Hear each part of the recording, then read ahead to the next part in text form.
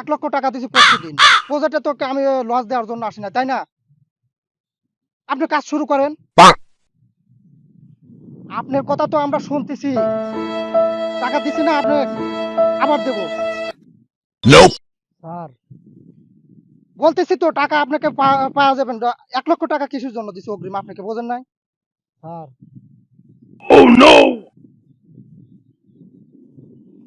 আরে ভাই টাকা তো আমি দেব। আমি কখনো না বলছি?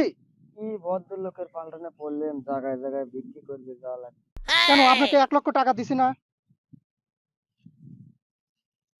হুট করে বাল ফকির মকির আইছে। হ্যাঁ, স্যার,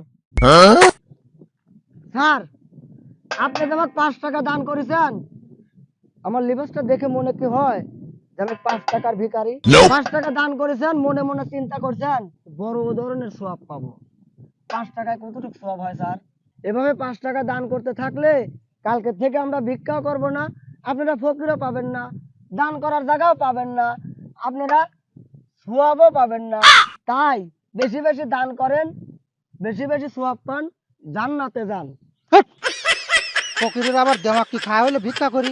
আমার সব লাগবে না।